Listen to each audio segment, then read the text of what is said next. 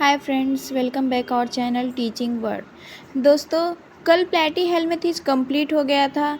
उसके सारे एनिमल जितना भी आपको सिलेबस में जैसे टीनिया दिया था, फैसियोला हेपेटिका दिया था, वो हम लोग कवर कर चुके थे। उसका लाइफ साइकिल देख लिए थे और उसके स्ट्रक्चर के बारे में डिस्कशन कर लिए थे। ठीक है, आज हम लोग प्लेटी हेलमिंथेस के 50 MCQ देखेंगे जो कि इजी टू मॉडरेट लेवल का है और कुछ क्वेश्चन जो है PYQ से भी लिया गया है। तो ध्यान से आप लोग क्वेश्चन सॉल्व करिए। अगर आप लोग क्लासेस किए होंगे दोस्त तो आराम से आप लोग सारे क्वेश्चन सॉल्व कर लेंगे। ठीक है, बहुत हार्ड भी क्वेश्चन नहीं है, बहुत इजी भी नहीं, मॉडरेट लेवल का सारे क्वेश्चन हैं और सारे क्लासेस पे ही डिपेंड है। ठीक है, तो चलिए स्टार्ट करते हैं।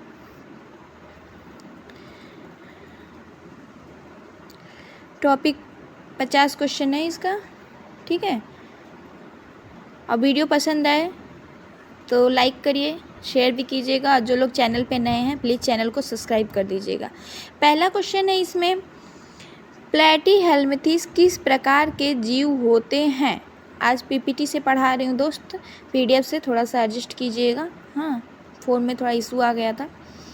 प्लेटी हेलमिंथेस किस प्रकार के जीव हैं। ऑप्शन ए त्रिकोष्ठी या triploblastic, option B diploblastic, option C एक कोष्ठी या यूनिसेलुलर, ऑप्शन डी अकशेरुकी या इन्वर्टिब्रेट। तो दोस्तों, क्लासेस में हम बताए थे कि प्लेटी हेलमिंथेस को जो जीव हैं वो कैसे होते हैं, ट्रिप्लोब्लास्टिक होते हैं। ठीक है, वो ट्रिप्लोब्लास्टिक होते हैं, मतलब उनकी शरीर में 3 लेयर पाया जाता है। उनकी शरीर जो होती है 3 लेयर से मिलकर बनी होती है, एक्टोडर्म, मेसोडर्म और एंडोडर्म। ठीक है, चलिए नेक्स्ट क्वेश्चन देखिए।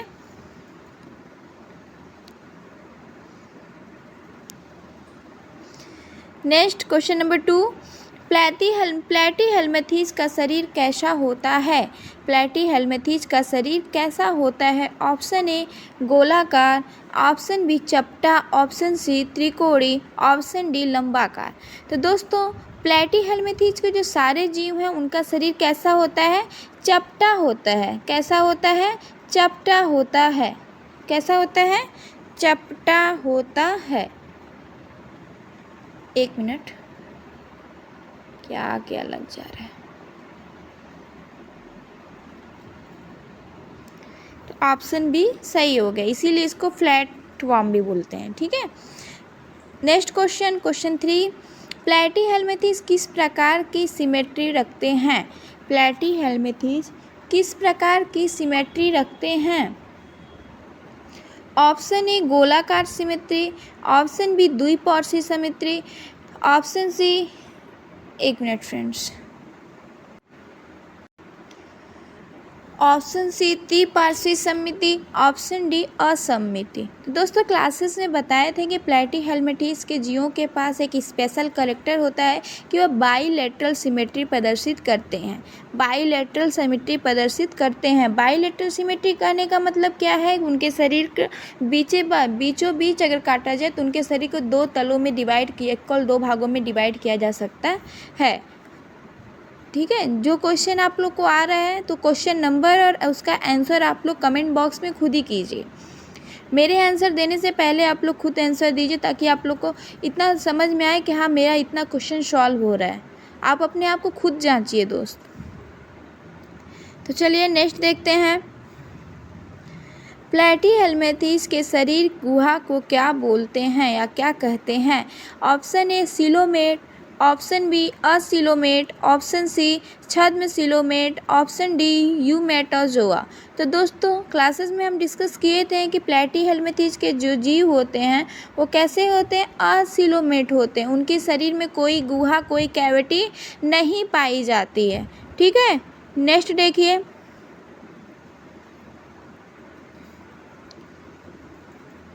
फ्लैटवर्म सपाट कृमि किस वर्ग से संबंधित है। फ्लैटवर्म किससे संबंधित है, प्लेटी हेलमिंथेस से। फ्लैटवर्म किससे संबंधित है, प्लेटी हेलमिंथेस से। ऑप्शन बी करेक्ट हो गया। नेक्स्ट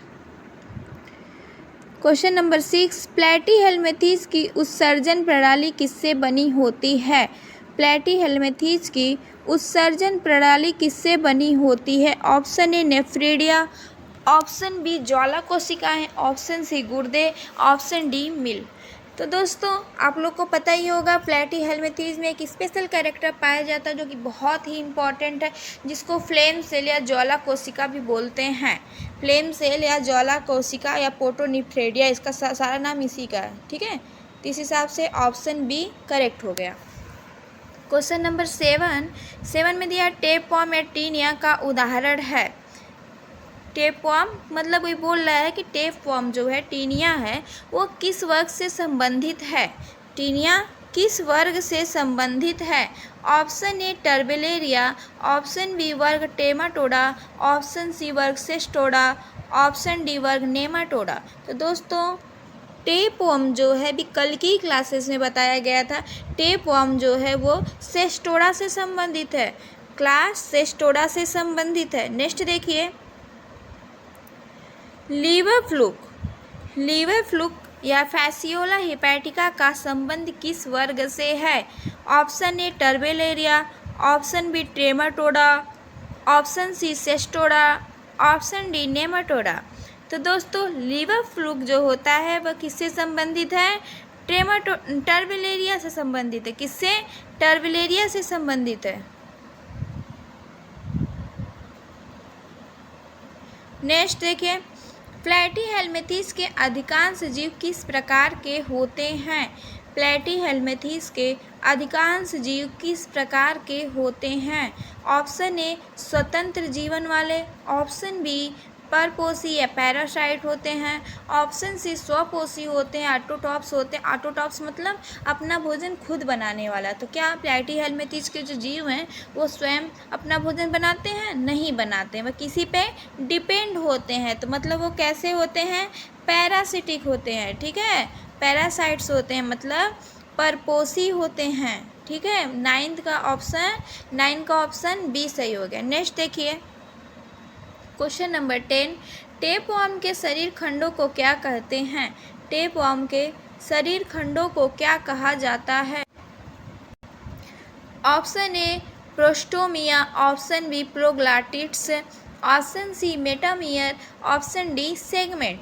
तो दोस्तों टेपवर्म भी कल की क्लासेस में बताए थे कि टेपवर्म के शरीर को 3 भागों में बांटा गया था। स्कॉलेक्स था, नेक्स्ट था और नीचे वाले पार्ट को क्या बोलते हैं? जो खंडनुमा भाग होता है उसको क्या बोला गया था? प्रोग्लिट्स बोला गया था। प्रोग्लाटिड्स बोला गया था। ठीक है, 10 का ऑप्शन बी करेक्ट है। नेक्स्ट क्वेश्चन देखिए क्वेश्चन नंबर 11 टेपवर्म का मुख्य पोषक स्रोत क्या है? टेपवर्म का मुख्य पोषक स्रोत क्या है? ऑप्शन ए रक्त, ऑप्शन बी आंत का अवशोषित भोजन, ऑप्शन सी पौधे, ऑप्शन डी जीवाणु। दोस्तों कल की क्लासेस में बताए थे कि टेपवर्म जो टीनिया सोलियम होता है वह मनुष्य की आंतों से लगा होता है, मनुष्य की आंतों से लगा होता है। इस हिसाब से 11 का ऑप्शन बी सही हो गया, 11वां का बी सही हो गया। नेक्स्ट देखिए फ्लेम सेल का मुख्य कार्य क्या है? फ्लेम सेल का मुख्य कार्य क्या है? ऑप्शन ए पाचन, ऑप्शन बी श्वसन, ऑप्शन सी उत्सर्जन व परासरण, ऑप्शन डी संचलन। तो दोस्तों फ्लेम सेल या ज्वाला कोशिका जिसको बोलते हैं प्रोटोनेफ्रेडिया बोला जाता है। ठीक है, इसका मुख्य कार्य क्या होता है? उत्सर्जन एवं परासरण। ठीक है, ये प्रीवियस ईयर में आ गया, फ्लेम सेल PYQ है। ठीक है, प्रीवियस ईयर में आया हुआ क्वेश्चन है, TGT में भी आया है क्वेश्चन। अभी जो वेस्ट बंगाल का पेपर हुआ था 7 तारीख को संडे को, उसमें भी ये क्वेश्चन पूछा था फ्लेम सेल किस फाइलम से संबंधित है। ठीक है, नेक्स्ट क्वेश्चन देखिए प्लैटीहेल्मिंथेस का शरीर ढका होता है। ऑप्शन ए त्वचा से, ऑप्शन बी सीलिया से, ऑप्शन सी क्यूटिकल से, ऑप्शन डी प्लाज्मा झिल्ली से। तो दोस्तों प्लैटीहेल्मिंथेस के जो शरीर है छोटी छोटी सीलिया से मिलकर ढका होता है। तो इस हिसाब से ऑप्शन बी सही हो गया, 13 का option B. Next question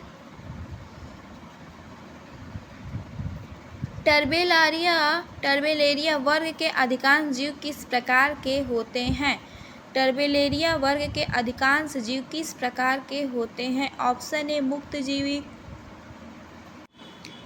option B परपोषी, ऑप्शन सी मांसाहारी, ऑप्शन डी परजीवी। तो दोस्तों टर्बेलेरिया के जीव वर्ग के जो जीव हैं अधिकांश जीव कैसे होते हैं? परपोषी होते हैं। ठीक है, किसी और पे डिपेंड होते हैं। ऑप्शन बी सही हो गया। नेक्स्ट क्वेश्चन, डुजीनिया किस वर्ग का सदस्य है? डुजीनिया किस वर्ग का सदस्य है? Option A Trematoda, option B Turbellaria, option C Cestoda, option D Nematoda. तो दोस्तों डुजीनिया जो है वह टर्बेलेरिया वर्ग का जीव है, टर्बेलेरिया वर्ग का जीव है। Next question number 16, Taenia solium का परपोषी होस्ट कौन है? टीनिया सोलियम का परपोषी कौन? अभी कल की क्लासेस में बताए थे टीनिया सोलियम का परपोषी कौन होता है? मनुष्य होता है और सूअर होता है। ऑप्शन क्या था दिया? ए, हाँ ए में देखिए दिया है मनुष्य और सूअर, मनुष्य और सूअर। टीनिया सोलियम का परपोषी होस्ट क्या है? मनुष्य और सूअर है। नेक्स्ट क्वेश्चन 17, फैसियोला हिपैटिका का अंतिम पोषी कौन है? फैसियोला हिपैटिका का अंतिम पोषी कौन है? तो दोस्तों हम बताए थे क्लासेस में फैसियोला हिपैटिका में दो होस्ट पाए जाते हैं। अंतिम होस्ट जो होता है वह मनुष्य होता है, ठीक है, मनुष्य के लीवर में पाया जाएगा। और जो मध्यवर्ती होस्ट होता है, मिडिल होस्ट जो होता है वह घोंघा होता है, ठीक है। तो इस हिसाब से ऑप्शन सी सही हो गया, ऑप्शन सी सही। अंतिम पूछ रहा है तो मनुष्य होगा। Next question number 18, Fasciola hepatica का मध्यवर्ती पोषी कौन है? फैसियोला हिपैटिका का मध्यवर्ती पोषी कौन है? कीचड़ वाला घोंघा, मछली, सूअर, कुत्ता। तभी ऊपर के क्वेश्चन ने बताया कि फैसियोला हिपैटिका का जो मध्यवर्ती होस्ट होता है वह कीचड़ वाला घोंघा होता है, ठीक है, स्नेल होता है। क्वेश्चन नंबर 19, टेपवर्म में मुख और पाचन तंत्र होता है। मतलब टेपवर्म में मुख और पाचन तंत्र पाया जाता है कि नहीं पाया जाता है? ऑप्शन ए विकसित होता है, ऑप्शन बी आंशिक विकसित होता है, ऑप्शन सी अनुपस्थित होता है, ऑप्शन डी केवल आंत्र होता है।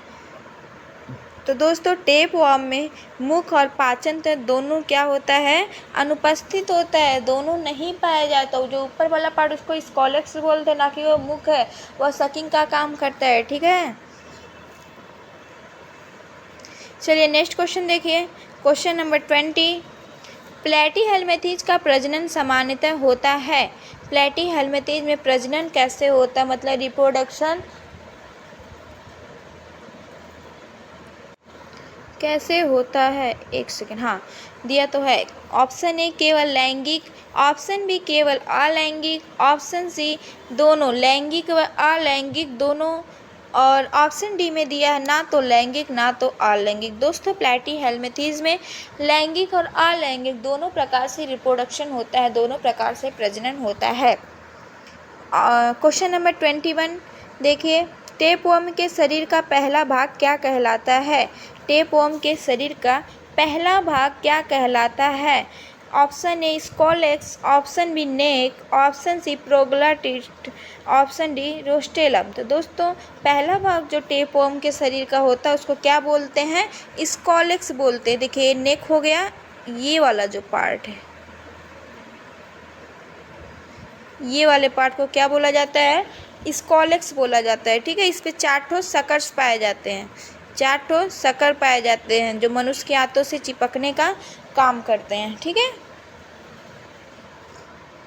Next question, question number 22, scolex का मुख्य कार्य क्या होता है? स्कॉलेक्स का मुख्य कार्य क्या होता है? ऑप्शन ए पाचन करना, ऑप्शन बी भोजन संग्रह करना, ऑप्शन सी परपोषी से चिपकना, ऑप्शन डी प्रजनन करना। तो दोस्तों अभी हम बताए हैं कि स्कॉलेक्स का मुख्य कार्य क्या होता है? यह मनुष्य के हाथों से जाके चिपकता है, ठीक है। कैसे चिपकता है? इसमें सकर्स पाए जाते हैं, चूसक पाए जाते हैं, जिनकी संख्या कितनी होती है? 4 होती है। Next question, question number 23, tapeworm का शरीर किस प्रकार की वृद्धि करता है? ऑप्शन ए अग्रभाग से, ऑप्शन बी पश्च भाग से, ऑप्शन सी मध्य भाग से, ऑप्शन डी सभी भागों से। तो दोस्तों टेपवर्म का जो शरीर है वो सभी भागों से विकसित करता है, होता है, ठीक है, सभी भागों में वृद्धि पाया जाता है। Next question, question number 24, tapeworm में गोनोफोर प्रायः किस खंड में पाए जाते हैं? टेपवर्म में गोनोफोर प्रायः किस खंड में पाए जाते हैं? Option A scolex, option B neck, option C proglottids और ऑप्शन डी शरीर के बाहर। तो दोस्तों हम क्लासेस में बताए थे स्कोलेक्स में सिर्फ चूसक पाया जाएगा 4 ठो और उसमें हुक पाए गए थे, ठीक है, और कुछ इसमें कोई संरचना नहीं थी। नेक में कुछ नहीं था, उसमें तो खंड भी नहीं थे, नेक से ही खंड बनना स्टार्ट हो गए थे। और जितना गोनोफोर हो गया, male sex organ, female sex organ, ये सब कहाँ पाया गया था? प्रोग्लेटिड्स में, ठीक है, प्रोग्लेटिड्स में पाया गया था। ये सब किस में? Option C. वेट,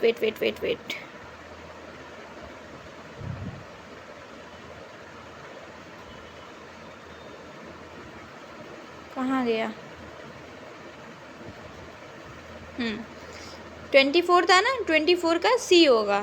प्रोग्लेटिड्स में खंड गोनोफोर पाए जाएंगे, ठीक है। नेक्स्ट क्वेश्चन देखिए, क्वेश्चन नंबर 24।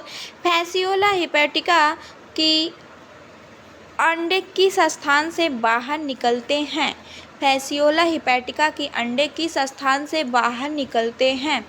ऑप्शन ए त्वचा, ऑप्शन बी मल के साथ, ऑप्शन सी श्वसन के साथ, ऑप्शन डी रक्त के साथ। दोस्तों हम आपको बताए थे कि जब ह्यूमन के लीवर में अंडे दे देता है तो अंडे ह्यूमन के मल के साथ बाहर निकलता है, तो ऑप्शन बी करेक्ट हो जाएगा, ऑप्शन बी करेक्ट हो जाएगा। Next question, question number 26। प्लैटीहेल्मिंथेस में तंत्रिका तंत्र किस प्रकार का होता है? प्लैटीहेल्मिंथेस में तंत्रिका तंत्र किस प्रकार का होता है? ऑप्शन ए विकेंद्रित होता है, ऑप्शन बी सीढ़ी जैसा होता है, ऑप्शन सी मस्तिष्की होता है, ऑप्शन डी रैखिक होता है। तो दोस्तों प्लैटीहेल्मिंथेस में जो तंत्रिका तंत्र होता है वो कैसा होता है? सीढ़ी के समान होता है, सीढ़ी के जैसा होता है। ऑप्शन बी करेक्ट हो गया, ऑप्शन बी करेक्ट है। नेक्स्ट क्वेश्चन देखिए दोस्त, जिस क्वेश्चन का आपको आंसर आ रहा है आप कमेंट बॉक्स में मेरे आंसर देने से पहले आप आंसर दे लीजिए, बाद में आप उतना काउंट करिए, ठीक है। ये वे होना चाहिए आप लोग का क्वेश्चन एमसीक्यू। ऐसा नहीं कि बस मैम करा दी, देख लिया, पढ़ लिया, हो गया, लेट गया, ऐसा नहीं होना चाहिए। जितना भी क्वेश्चन करवा रही हूँ आप क्वेश्चन तुरंत पढ़िए, या तो वीडियो पॉज कर दीजिए अगर मैं तेज़ चल रही हूँ, तो ऐसे भी मैं चारों ऑप्शन इसीलिए पढ़ती हूँ। चाहती तो मैं क्वेश्चन देख के डायरेक्ट आंसर बता देती, लेकिन चारों ऑप्शन इसलिए पढ़ ताकि आप लोग को टाइम मिल सके, आप लोग आंसर रिप्लाई कर सकें कमेंट बॉक्स में, ठीक है। आप लोग को अगर जो नहीं आ रहा अलग मैटर, लेकिन जो क्वेश्चन आ रहा है आप उसमें आप अलग से उसको या तो कॉपी ले लीजिए, आप कमेंट बॉक्स में नहीं करना चाह रहे हैं तो, या तो कमेंट में करना चाह रहे हैं तो कमेंट बॉक्स में कॉपी पेन नहीं है आपके पास तो कमेंट बॉक्स में ही 26 का ए सही है तो ए लिख दीजिए, 28 का उस बाद में फिर काउंट कीजिए कितना क्वेश्चन आपने खुद से सही किया है, ठीक है। तो चलिए 26 बता रहे थे, ये तो हो गया ना, 26 हो गया। 27 देखते हैं। प्लैटीहेल्मिंथेस का रक्त परिसंचरण तंत्र होता है। प्लैटीहेल्मिंथेस में रक्त परिसंचरण तंत्र होता है, डेली की क्लासेस में इसको डिस्कस किए हैं। ऑप्शन ए दिया है खुला, ऑप्शन बी दिया है बंद, ऑप्शन सी अनुपस्थित, ऑप्शन डी आंशिक। दोस्तों प्लैटीहेल्मिंथेस में कोई भी सर्कुलेटरी सिस्टम नहीं पाया जाता है, ठीक है, कोई भी रक्त परिसंचरण तंत्र नहीं पाया जाता है, अनुपस्थित होता है, ठीक है। 27 का सी करेक्ट हो गया। Next question 28। फैसियोला हिपैटिका का लार्वा रूप कौन सा होता है? फैसियोला हिपैटिका का लार्वा रूप कौन सा होता है? Option A cysticercus, option B miracidium, option C redia, option D cercaria. तो दोस्तों क्लासेस में हम बताए थे कि फैसियोला हिपैटिका को जो लार्वा होता है उसको क्या बोलते हैं? रेडिया बोलते हैं। रेडिया लार्वा किसका होता है? फैसियोला हिपैटिका का होता है। ये क्वेश्चन आ चुका है। सर्केरिया लार्वा आगे किस रूप में, नेक्स्ट क्वेश्चन है, सर्केरिया लार्वा आगे किस रूप में परिवर्तित होता है? Option A metacercaria, option B trochophore, option C filaria, option D oncosphere. तो दोस्तों सर्केरिया लार्वा आगे चल के मेटासर्केरिया बनाता है, मेटासर्केरिया बनाता है। क्लासेस जो लोग किए होंगे उनका क्वेश्चन आराम से लग रहा होगा, ठीक है। Question number 30। टेपवर्म में मध्यवर्ती लार्वा रूप को क्या कहते हैं? टेपवर्म में मध्यवर्ती लार्वा रूप को क्या कहते हैं? Cercaria larva, metacercaria larva, cysticercus larva, oncosphere larva. तो दोस्तों टेपवर्म का जो लार्वा होता है उसको क्या बोलते हैं? सिस्टिसर्कस। मध्यवर्ती लार्वा को क्या बोला जाता है? Cysticercus larva. ठीक है। नेक्स्ट क्वेश्चन नंबर 31, प्लेनेरिया की विशेषता है। प्लेनेरिया की विशेषता है शरीर पुनर्जनन या रीजनरेशन करता है, मुख नहीं होता है, ऑप्शन सी क्यूटिकल से ढका होता है, ऑप्शन डी पर। ये क्वेश्चन हमने क्लासेस में नहीं डिस्कस किया है। अगर आप लोग इसको नहीं सॉल्व करें तो अच्छी बात है, कोई बात नहीं है, लेकिन और सारे क्वेश्चन जो क्लासेस में पढ़ाया गया है एटलीस्ट उसको आप लोग उसका करेक्ट आंसर कीजिए। ठीक है, उसका आंसर करेक्ट दीजिए। अगर आप लोग उसको सही से नहीं लगा पा रहे हैं, लेकिन इसका मतलब यही है कि आप लोग क्लासेस ध्यान से नहीं देखते हैं। हाँ, प्लेनेरिया की विशेषता क्या है कि बस में रीजनरेशन की क्षमता पाई जाती है। प्लेनेरिया में रीजनरेशन की क्षमता पाई जाती है। वैसे इस आपके सिलेबस में नहीं था, इसलिए नहीं बताया गया था प्लेनेरिया। चलिए नेक्स्ट क्वेश्चन देखिए, क्वेश्चन नंबर 32, टेपवर्म की विशेषता है कि उसमें पाचन तंत्र। टेपवर्म की विशेषता है उसमें पाचन तंत्र ऑप्शन ए पूर्ण होता है, ऑप्शन बी अधूरा होता है, ऑप्शन सी अनुपस्थित होता है, ऑप्शन डी विशेष प्रकार का होता है। तो अभी ऊपर के क्वेश्चन में हम बताए हैं कि टेपवर्म में पाचन तंत्र नहीं पाया जाता है। ठीक है, अनुपस्थित होता है। ऑप्शन सी करेक्ट हो गया। नेक्स्ट क्वेश्चन नंबर 33, प्लैटीहेल्मिंथेस के अधिकांश जीव कैसे होते हैं? प्लैटीहेल्मिंथेस के अधिकांश जीव कैसे होते हैं? ऑप्शन ए एक लिंगी, ऑप्शन बी उभयलिंगी, ऑप्शन सी अलैंगिक, ऑप्शन डी लैंगिक। तो दोस्तों प्लैटीहेल्मिंथेस के जो जीव होते हैं कैसे होते हैं? उभयलिंगी होते हैं। कैसे होते हैं? उभयलिंगी होते हैं। क्लासेस में बार बार बताए थे। चलिए next question number 34, Taenia saginata का मध्यवर्ती पोषी क्या है? मध्यवर्ती पोषी क्या है? ऑप्शन ए सूअर, ऑप्शन बी भेड़, ऑप्शन सी गाय, ऑप्शन डी कुत्ता। तो दोस्तों इसका क्या हो जाएगा? ऑप्शन ए सूअर। नेक्स्ट क्वेश्चन नंबर 35, टेपवर्म के संक्रमण मनुष्यों में किसके द्वारा होता है? टेपवर्म से संक्रमण मनुष्यों में किसके द्वारा होता है? ऑप्शन ए दूषित पानी, ऑप्शन बी अधपका मांस, ऑप्शन सी वायु, ऑप्शन डी कीट काटने से। तो दोस्तों क्लासेस में हम बताए थे कि सूअर की अधपका मांस को या कच्चे मांस को मनुष्य खा लेता है तो टेपवर्म उसमें पहुंच जाता है। ठीक है, इस हिसाब से ऑप्शन बी करेक्ट हो गया। नेक्स्ट क्वेश्चन देखिए, क्वेश्चन नंबर 36, फैसियोला हिपैटिका से संक्रमण मनुष्यों में होता है अधपकी मछली से, दूषित पानी या सब्जी से, अधपका सूअर का मांस से, मच्छर काटने से। तो ठीक है, तो अभी क्या टेपवर्म पूछ रहा था, अभी फैसियोला हिपैटिका पूछ रहा है। तो दोस्तों फैसियोला हिपैटिका का जो संक्रमण होता है दूषित सब्जी पानी आदि से होता है। ऑप्शन बी करेक्ट हो गया। इसमें कंफ्यूज मत होइएगा, अगर ये फैसियोला पूछ रहा है तो दूषित जल पानी से भोजन से होता है, और टेपवर्म पूछ रहा है तो कच्चे मांस से होता है। ठीक है, ये चीज़ क्लियर रखिएगा आप लोग। टेपवर्म में स्कोलेक्स पर कौन सी संरचना चिपकने में सहायता कर होती है? टेपवर्म के स्कोलेक्स पर कौन सी संरचना चिपकने में सहायक होती है? ऑप्शन ए हुक और सकर, ऑप्शन बी पंख, option C brush, option D cilia. तो दोस्तों बार बार बताया है कि हुक पाया जाता है, दो लेयर हुक पाया जाता है और 4 ठो सकर पाया जाता है। सकर की संख्या कितनी होती है? 4 होती है। इस हिसाब से ऑप्शन ए करेक्ट हो गया। ठीक है, नेक्स्ट क्वेश्चन नंबर 38 फटाफट कर रही हूँ। प्लैटीहेल्मिंथेस का श्वसन किस प्रकार होता है? प्लैटीहेल्मिंथेस में श्वसन किस प्रकार होता है? ऑप्शन ए दिया है गिल द्वारा, ऑप्शन बी त्वचा द्वारा, ऑप्शन सी श्वसन अंग द्वारा, ऑप्शन डी दिया है श्वास नली द्वारा। तो दोस्तों श्वसन जो होता है वह किसके द्वारा होता है? त्वचा के द्वारा होता है। त्वचा के द्वारा होता है। ऑप्शन बी करेक्ट हो गया। Next question number 39, Fasciola hepatica का सामान्य नाम क्या है? फैसियोला हिपैटिका का सामान्य नाम क्या है दोस्तों? इसको लीवर फ्लूक भी बोला जाता है। लीवर फ्लूक क्यों बोला जाता है? क्योंकि मनुष्य के लीवर पे ही अपना संक्रमण करता है। लीवर से कहाँ जाता है? पित्त नलिका, लीवर की कोशिकाओं को खाते हुए कहाँ जाता है? पित्त नलिका। पित्त नलिका में विकसित होकर क्या कर देता है? अंडे देता है। ठीक है, इसीलिए इसको क्या बोलते हैं? फैसियोला हिपोटिका को लीवर फ्लूक बोला जाता है। ठीक है, नेक्स्ट क्वेश्चन देखिए, क्वेश्चन नंबर 40।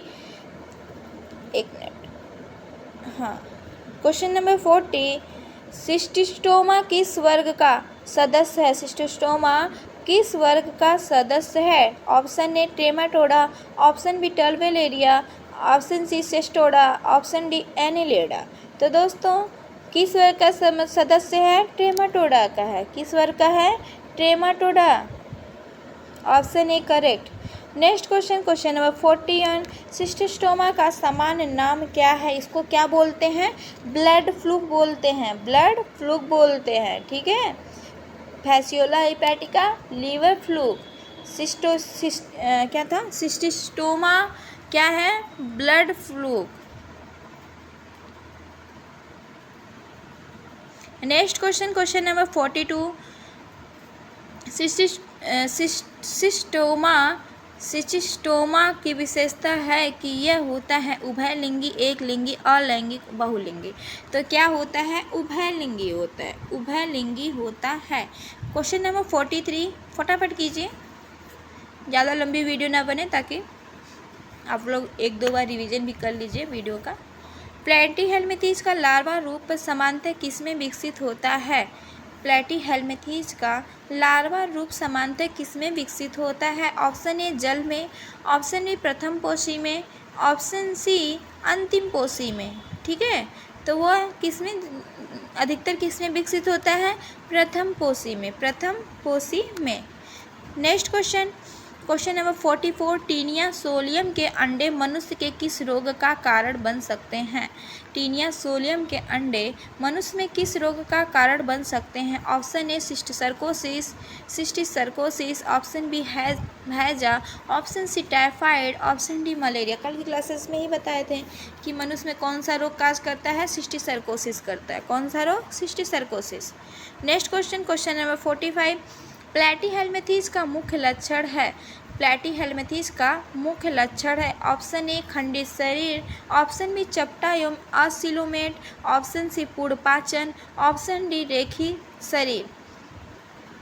तो दोस्तों प्लैटीहेल्मिंथेस का जो मुख्य लक्षण है वो क्या होता है? चपटा होता है। चपटा होता है और कैसा होता है? असिलोमेट होता है। असिलोमेट कहने से क्या तात्पर्य है? कि उसमें कोई कैविटी या गुहा नहीं पाई जाती है। क्वेश्चन नंबर 46, प्लैनेरिया का पुनर्जनन होता है? प्लैनेरिया का पुनर्जनन होता है अग्रभाग से, पश्चभाग से, शरीर के किसी भाग से, केवल मध्य भाग से। तो दोस्तों प्लैनेरिया में जो रीजनरेशन पावर होता है वो शरीर के किसी भी भाग से होता है। ठीक है, ऑप्शन सी करेक्ट हो गया। 47,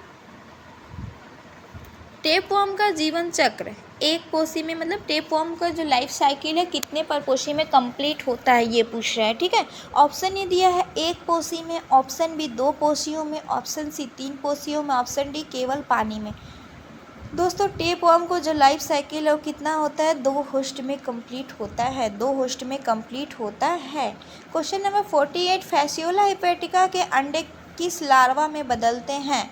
फैसियोला हिपैटिका के अंडे किस लार्वा में बदलते हैं? Option A oncosphere, option B miracidium larva, option C filaria, option D trochophore. तो दोस्तों क्लासेस में बताया था कि मीरासीडियम लार्वा में बदलते अंडे पहले क्या बनते हैं?